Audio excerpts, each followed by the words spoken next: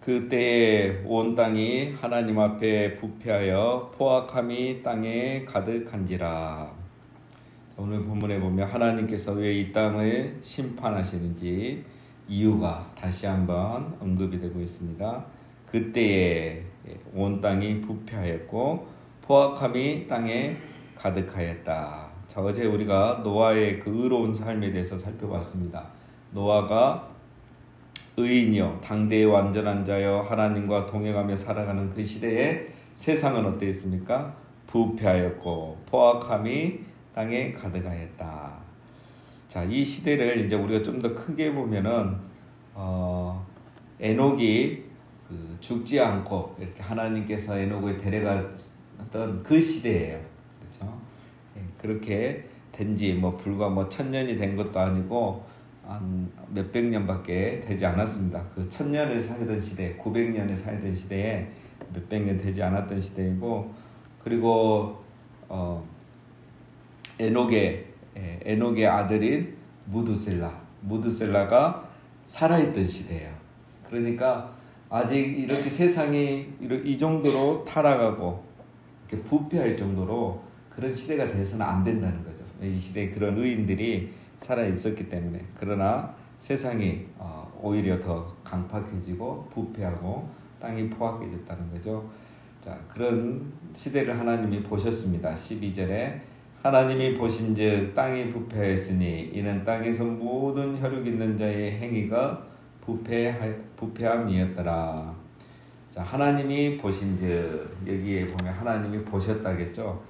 자, 우리가 늘 듣는 이 히브리어 단어들이 이제 몇 가지 있죠. 그 중에 하나가 보다 했을 때 라하죠. 라. 이거는 그냥 이렇게 보다가 아니고 이렇게 지켜보다, 이렇게 관찰하다. 우리가 그냥 쑥 보는 수도 있지만 오늘 누가 오셨는가 이렇게 그냥 관찰할 수도 있죠. 이 관찰하다가 라예요. 그러니까 하나님께서 이 세상을 다 관찰하고 계신 거죠. 시편 33편에 보면은 13절에 여호와께서 하늘에서 굽어 보사 모든 인생을 살피시며 곧 그가 거하시는 곳에서 세상의 모든 거민들을 굽어 살피시는도다. 15절 그는 그들 모두의 마음을 지으시며 그들이 하는 일을 굽어 살피시는 이로다. 그러니까 하나님은 이 세상을 늘 굽어 살펴보고 계시는 거예요. 우리 부모님들이 자녀들 안 보는 것 같아도 다 보고 계시죠. 자가 무슨 생각하는지 뭘 하는지 그냥 설거지하면서도 다 보이잖아요. 그렇죠? 그게 이제 하나님의 마음. 하나님도 이 땅을 다 굽어 살피고 계십니다. 그래서 때가 되면 이제 심판을 하시는 거죠. 자, 12절에 보면은 이제 땅이 부패하였으니, 자, 그리고 이제 11절에도 보면 온 땅이 하나님 앞에 부패하여 이렇게 됐죠. 자, 땅이 왜 부패하는가? 갑자기 땅이 부패한다고 됐는데, 땅이 부패한 이유는 12절에 이는 혈육 있는 자의 행위가 부패했기 때문입니다. 그렇죠? 땅이 부패한 것은 수동태예요. 그래서 땅이 부패되었으니 이렇게 되어 있습니다. 정확하게 번역하면 이렇게 땅이 부패한 것은 사람이 부패했기 때문에. 사람은 능동태입니다. 그래서 인간의 부패와 타락이 이 땅을 이렇게 부패하고 이 세상이 포악해지게 했다는 거죠. 자, 그래서 하나님이 심판을 결정하신 겁니다. 13절에 하나님이 노아에게 이르시되 모든 혈육 있는 자의 포악함이 땅에 가득함으로 그 끝날이 내 앞에 이르렀으니 내가 그들을 땅과 함께 멸하리라. 자, 이제 하나님의 진단이죠. 하나님이 이 세상을 관찰하고 진단한 결과가 혈육 있는 자는 그 포악하다는 거예요. 그리고 그게 땅에 가득하다. 누구나 이제 다 죄를 짓는 거죠. 죄가 가득한 겁니다. 그래서 하나님께서 심판을 결정하시죠. 그 하나님께서 심판을 하실 때는 그냥 막 즉각 하시는 게 아니고 그 기준선이 있습니다. 기준선, 심판의 기준선이 있어서 이 기준선까지는 하나님이 참으시죠. 참으신단 말은 회개할 기회를 주시는 거죠. 그러나 회개하지 않고 이 심판의 어떤 선을 넘으면은 하나님이 심판하시기로 결정을 하십니다. 그래서 그 끝날이 내 앞에 이르렀으니 이 말은 이제 그 심판의 기준, 죄가 찼다는 거죠. 그래서 하나님이 심판을 결정하시는 겁니다. 자, 성경에는 이 세상에 심판이 두 번 나오죠. 첫 번째 심판은 물심판, 그리고 두 번째 심판은 불심판. 요한계시록에 나오죠. 자, 왜 두 번의 심판이 있느냐? 우리에게는 다행입니다. 노아 시대 사람들에게는 안 됐지만 이 첫 번째 심판은 두 번째 심판의 모형이죠. 모형. 예수님께서 마지막 때에 대해서 말씀을 하셨죠. 마태복음 24장에 보면 홍수전에 노아가 방주에 들어가던 날까지 사람들이 먹고 마시고 장가들고 시집가고 있으면서, 그러니까 사람들이 그 시대나 마지막 시대나 똑같다는 거야. 먹고 마시고 시집가고 장가고 사고 팔고, 이게 나쁜 건 아닙니다. 그렇죠? 우리 삶의 그거잖아요. 과정들이잖아요. 당연히 하는 건데 중요한 거는 사람들이 그것만 하는 거죠. 그 일상의 삶을 살아가면서 영혼이 있다는 것을 기억하지 않는 거야. 그래서 일상과 영혼을 전혀 이어지지 않는 삶을 살아가는 거죠. 자기 먹고 마시고 이런 것들의 탑만 계속 쌓아가는 거야. 이것을 위해서 성을 쌓고 탑을 쌓고 그렇게 살아가는 거죠. 그렇게 살지 않은 한 사람이 누가 있었다 그랬죠? 아브라함. 그리고 오늘 노아. 그러니까 어느 시대나 하나님 이런 사람을 찾고 계시는 거예요. 노아 시대, 그 시대에는 노아가 그렇게 살아갔고 또 메소포타미아에서 그렇게 살아갈 때 아브라함이 그렇게 살아갔던 거예요. 그래서 오늘 저녁 이제 우리가 이 부분을 살펴볼 겁니다. 그래서 우리 예수님이 다시 오실 때도 똑같습니다. 사람들이 일상에 너무 분주한 거예요. 그 탑을 쌓으면서 정신이 없는 거예요. 그래서 마지막 때를 기억하지 못하고 살아가는 거죠. 자, 14절. 자, 너는 고페르나무로 너를 위하여 방주를 만들되 그 안에 칸들을 만들고 역청을 그 안팎에 칠하라. 자, 이제 하나님께서 노아에게는 방주를 만들라고 하십니다. 하나님은 세상을 심판하지만 의인은 노아는 구원해 주시는 거죠. 세상을 심판하실 때 방주 안에 있는 노아와 그의 가족들이 구원받은 것처럼 마지막 심판 때에도 방주 안에 있으면 예수 그리스도 안에 있으면 구원을 받는 겁니다. 그래서 이 첫 번째 심판은 두 번째 심판의 모형이 되는 거예요. 그래서 우리가 어떻게 살아가야 될지, 어떻게 하면 구원을 받는지 우리에게 보여주는 아주 중요한 거죠. 자, 자세한 그런 것들이 또 다 상징적인 것들이 있습니다. 자, 오늘 보면 방주는 뭘로 만들라 그랬죠? 고페르 나무로 만들라. 자, 옛날 성경에는 잣나무로 이렇게 만들라고 되어 있는데, 자, 고페르 나무는 그냥 히브리어가 고페르예요. 이 고페르라는 히브리어를 소리랑 그대로 썼습니다. 그렇게 쓴 이유는 지금 연구를 더 해보니까 이 고페르 나무가 잣나무가 아니고 무슨 나무인지 알 수가 없는 거예요. 그래서 그 당시에 불렀던 이름 그대로 고페르라 이렇게 썼고, 자, 그 다음에 고페르에 이제 역청을 바르라겠죠. 역청은 이제 그 방수 효과를 위해서죠. 나무와 나무 틈 사이에 또 나무가 부식되지 않도록 어떤 방수 효과. 오늘 같으면 뭐 페인트도 칠하고 뭐 니스도 칠하고 막 하겠죠. 그런 효과를 위해서 하는 거고. 자, 그런데 이제 여기에 보면은 놀라운 비밀이 있죠. 우리가 제가 금요일에 한번 말씀드렸는데, 그 히브리어로 이제 속죄하다, 우리 죄를 속죄하다라는 히브리어 단어가 카파르입니다. 카파르란 말이 이제 이렇게 덮단 말이에요. 우리 죄가 용서받는단 말은, 속죄받는단 말은 카파르한다. 죄를 카파르한단 말은 죄를 이렇게 덮어놓는 거예요. 그래서 예수님의 보혈로 죄를 덮어놓으니까 우리 죄가 안 보이니까 없는 게 되는 거죠. 용서받는 게 돼요. 그러니까 죄가 없어지는 게 아니라 예수님의 보혈로 우리 죄를 카파르, 덮어버리는 겁니다. 속죄소, 그렇죠? 그래서 속죄소, 시흥소가 나오는 거죠. 자, 그리고 그 다음에 이제 역청이라는 이 히브리어가 코페르입니다. 아까 나무는 고페르 나무고 역청은 코페르, 그렇죠? 그 다음에 이 방주로 칠하다, 이렇게 칠하다 바르다라는 히브리 단어가 또 카페르예요. 그러니까 속죄하다는 카파르, 역청은 코페르, 그 다음에 칠하다는 카페르. 그러니까 이 코페르 나무로 만들고 코페르 역청으로 카페르 칠하면 계속 무슨 단어가 생각납니까? 카파르, 속죄하다가 생각나는 거예요. 그렇죠? 그래서 이 방주는 이 자체가 속죄를 상징해요. 속죄. 예. 재료 나무도 속죄를 상징하고, 칠하는 역청도 속죄를 상징하고, 칠하는 이 행동도 다 속죄를 상징하고 있는 거예요. 방주, 나무도 코페르니까 이 카파르가 생각이 나죠.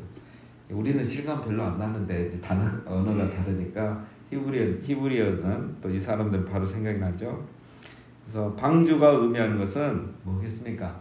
인간의 죄를 덮어줌으로 구원을 한다는 거죠. 노아에게도 하나님이 은혜를 베푸셔서 그 모든 죄, 그와 그의 가족들의 죄를 다 덮어주시고 구원해 주시는 거예요. 아무리 의인이지만. 자, 그래서 오늘 이 시대 교회는 뭡니까? 교회는 예수님을 상징하죠. 그렇죠? 이 방주는 예수님을 상징하고 곧 교회를 상징하고. 그렇죠? 자, 그래서 이 방주 안에 있을 때 노아가 구원받은 것처럼 오늘 우리가 예수 그리스도 안에서 예수 그리스도를 통해서 구원을 받는 거다. 이런 의미들이 다 있는 겁니다. 자, 그 안에 이렇게 코페르 나무로 만들고 역정을 바르고 또 안에는 칸들을 나누라 그랬죠. 이렇게 칸들을 나누는 거는 짐승들 이제 종류별로 이렇게 나누는 의미도 있겠고, 또 짐승들을 이렇게 골고루 분산시켜야죠. 한쪽에 몰리면은 안 되기 때문에 그 무게를 분산시키는 그런 효과도 있는 겁니다. 자, 크기가 어느 정도 되느냐? 15절에 내가 만들 방주는 이러하니 그 길이는 300규빗, 너비는 50규빗, 높이는 30규빗이라. 자, 한 규빗이 이제 우리 45cm죠. 이 팔꿈치, 손끝에서 팔꿈치 정도 되니까 배의 길이가 137m입니다. 그렇죠? 적재량으로 하면 한 43,000톤이라고 하는데, 이제 우리 잘 이렇게 하면 개념 잘 그림이 안 그려지죠. 쉽게 말하면 농구장을 이렇게 두 줄로 해서 10칸을 세우면 돼요. 그러니까 두 칸씩 해서 10줄로 이렇게 세우면 그 정도 크기라. 오늘 우리 대학생들이 왔는데 딱 상상이 되죠. 우리 어른들은 잘 모르겠죠. 농구장 12줄로 해서 10칸. 그러니까 그 정도 크기입니다. 이게 어느 정도 크기냐면 그 미국의 그 항공모함이 한 300m 정도 돼요. 엔터프라이즈 큰 게. 그거에 한 절반 가까이 된다는 말이에요. 그러니까 그것도 나무로 그렇게 만들었다니까 대단한 거죠. 그리고 그 방주가 이제 우리 금요일에 대해서 얘기 많이 했지만 그 지각 대변동 대단한 거죠. 지금 우리 이번에 집중호우 때문에 홍수난 거 보면 무섭잖아요. 시간당 100mm만 와도 이렇게 도시가 마비되고 막 차가 떠내려가고 이러는데, 그 당시에 그 비는 이것보다 더 왔을 거고, 또 땅에서 솟아나는 물 이런 것까지 다 하면 지각 대격변이라고 했는데 어마어마한 거죠. 그거를 방주가 견뎌낼 수 있을까요? 사실 불가능하죠. 그 나무로 만든 방주가. 그러니까 방주가 사실 노아 가족을 구원한 게 아니라 하나님이 방주를 통해서 노아 가족을 구원하신 거죠. 그 자체가 은혜인 겁니다. 그게 1년 11일 동안 버텼다는 것 자체가. 자, 그런 거 우리가 이제 금요일 때 다 살펴봤고요. 자, 16절. 거기에 창을 내되 위에서부터 한 규빗에 내고 그 문은 옆으로 내고 상중하 3층으로 할지니라. 자, 위에서 한 규빗 아래 약간 떨어져서 위쪽에 창문을 내라 이거죠. 방주가 3층 구조로 만들어져 있고, 창문을 위에 내는 거는 물이 들어오면 안 되니까. 그렇죠? 그리고 또 이렇게 공기도 순환할 필요가 있죠. 위에 만들면 훨씬 낫겠죠. 자, 그런 거 다 대비한 겁니다. 17절. 내가 홍수를 땅에 일으켜 무릇 생명의 기운이 있는 모든 육체를 천하에서 멸절하리니 땅에 있는 것들이 다 죽으리라. 심판의 목적은 생명 있는 것들을 다 이제 멸하겠다 이거죠. 오래 참으시다가 제약이 관영하니까 하나님께서 이 땅을 다 멸하시겠다는 거죠. 이 시대에 노아 말고도 의인이 없을까요? 이제 이런 생각도 해볼 수 있죠. 정말 노아만 의인이었을까? 이 한 명만. 근데 이제 저는 꼭 그렇게 생각하지 않습니다. 왜냐하면 의인이 있었겠죠. 믿음으로 사는 사람. 그러나 하나님이 이제 이 가족을 이제 구원해서 새롭게 시작하는 것이죠. 아브람 시대도 마찬가지입니다. 오늘 저녁에 나누겠지만 그러면 이제 그 시대에 그래도 나름 의롭게 살고 이렇게 정직하게 사는 사람들도 이 홍수 심판으로 다 죽었다는 거예요. 그러니까 이게 하나님께서 심판을 하실 때 어떤 사람과 일정한 죄에 대한 심판을 하실 때는 그 죄를 짓는 사람과 그 시대나 그 문명이 심판을 받지만 하나님께서 이렇게 어떤 물심판 그 다음에 마지막 시대에 불심판할 때는 의인이든 의인이 아니든 그 다 함께 심판의 대상이 된다는 거예요. 그리고 이제 그 중에 이제 하나님 의인을 구원하시죠. 마지막에는 그런 것들을 우리가 이제 알아야 됩니다. 그래야 요한계시록 해석할 때도 그 이상한 소리를 안 해요. 뭐 성도는 7년 태우 환난을 겪지 않는다 이런 소리를 왜 안 하냐면 이 심판의 형태를 모르니까 그래요. 노아 시대에도 하나님이 그 상징적으로 이렇게 보여주는 노아와 그의 가족들만 구원했고 나머지는 다 심판의 대상이 되었던 겁니다. 자, 우리 이제 나중에 계시록 할 기회가 있으면 또 설명하겠습니다. 18절 그러나 노아는 내가 내 언약을 세우리니 너는 내 아들들과 내 아내와 내 며느리들과 함께 그 방주로 들어가고 그렇죠. 그러나 하나님 그 중에 노아와 가족은 세우겠다니 언약을 먼저 세우십니다. 자, 하나님의 은혜죠 이게 다.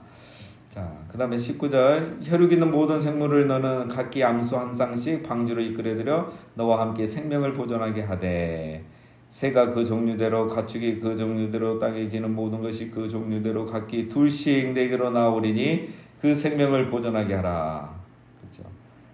모든 혈육 있는 생물을 각기 암수 한 쌍씩 이렇게 하라는 거죠. 자, 그러니까 하나님께서 심판하면서 이게 끝내는 게 아니죠. 첫 번째 심판입니다. 아직 완전한 심판이 아니기 때문에 이것들을 생명을 보존해서 다시 이 세상을 재창조하겠다는 거죠. 그래서 이 방주의 목적은 생명을 보존하고 구원하는 겁니다. 생명을 보존하고 구원하는 게 방주. 오늘 방주인 교회는 우리 비전이 뭡니까? 생명을 보존하고 구원하는 일이에요. 자, 그 다음에 21절 너는 먹을 모든 양식을 내게로 가져다가 저축하라. 이것이 너와 그들의 먹을 것이 되리라. 자, 방주 안에 먹을 양식은 하늘에서 떨어집니까? 노아가 준비해야 됩니까? 노아가 준비해야 돼요. 이게 아주 중요해요. 하나님이 하늘에서 만나도 내리게 해주셨는데 비가 생수가 되고 포도주가 되고 막 이렇게 해줄 수도 있잖아요. 근데 하나님 그렇게 안 하셨어요. 1년 11일이나 되는데 방주에서 먹을 것을 준비하라고 그랬어요. 그러니까 방주 안에는 기적이 없어요. 먹을 것을 준비해서 들어가야 돼요. 자, 이게 우리에게 중요한 지혜를 줍니다. 마지막 환난 때 우리가 준비해야 돼요. 그렇죠? 정말 준비를 해야 됩니다. 마지막 때를 이겨낼 수 있는. 그때는 이런 기적을 우리가 따로 기대할 수 있는 거죠. 그래서 우리가 계시록 할 때 그 공부했는데 기억이 나실지 모르겠습니다. 첫 번째 인일 때고 두 번째 인일 때고 세 번째 인일 때에서 이런 재해와 환난들이 일어나면 제일 먼저 뭘 준비해야 된다 그랬는지 맞습니다. 네, 뭘 준비하라 했죠? 삼다수. 네, 기억나십니까? 네, 웃으신 분들은 계시록 들으신 분들 삼다수 사서 전도하자 그랬죠. 이 다음에 이런 일이 일어날 겁니다. 그러니 빨리 회개하고 예수님 믿으십시오. 전도하고 이제 우리도 준비하고 그렇게 했죠. 그래서 마지막 때는 준비해야 돼요. 그래서 딱 때가 되면은 이제 우리가 이렇게 준비해야 됩니다. 이런 재해를 지금 이제 재해를 한번 우리가 당하면 이제 그 다음에 준비하게 되잖아요. 마지막 때도 마찬가지입니다. 그래서 21절 말씀을 나중에 계시록과 함께 연결할 필요가 있습니다. 자, 마지막 22절 노아가 그와 같이 하여 하나님이 자기에게 명하신 대로 다 준행하였더라. 자, 이게 중요하죠. 노아는 하나님께서 명하신 대로 그렇게 120년 동안 방주를 만들었는데 이게 정말 힘든 일이라 그랬죠. 비가 내리지 않던 시대, 그렇죠? 홍수가 내리지 않던 시대. 왜 우리가 이번에 이런 집중호우를 당합니까? 이 70, 80년, 100년 만에 일어난 일이니까 모르는 거예요. 지금 세대는 솔직히 옛날 부모님 세대를 경험했지. 그래서 아무리 준비를 해도 이런 어려움을 당하는 거죠. 자, 그래서 노아 시대에 빛을 경험하지 못했고 홍수를 경험하지 못했는데 노아가 120년 동안 이 한기를 갔다. 이거 진짜 대단한 겁니다. 믿음에 지킨 거죠. 사람들이 얼마나 비난을 했겠습니까? 그러나 노아는 그걸 끝까지 이 길을 갔던 겁니다. 자, 오늘 이 시대도 마찬가지입니다. 우리가 이 좁은 길 가고 사람들이 그 하나님의 아들들이 사람들의 딸들의 아름다움을 보고 자기들이 원하는 자들을 막 취하면서, 즉 자기 마음대로 살아갈 때에 노아는 자기 마음을 지키고, 그렇죠? 사람들이 가인의 후손들이 성을 쌓을 때에 셋의 후손들은 하나님을 예배하고, 메소포타미아에서는 자기들만의 바벨탑을 쌓아갈 때에 아브라함은 여호와의 말씀을 쫓아갔고, 오늘 시대에도 똑같습니다. 사람들이 성을 쌓고 바벨탑을 쌓고 먹고 마시고 시집가고 장가고 바쁘게 일상에 푹 빠져서 살아갈 때 우리는 노아처럼 또 아브라함처럼 이 시대의 의인으로 완전한 자로, 하나님과 동행하는 자로, 아브라함처럼 여호와의 말씀을 쫓아가는 자로 그렇게 살아가는 우리 모두가 다 되시기를 주님의 이름으로 축원드립니다.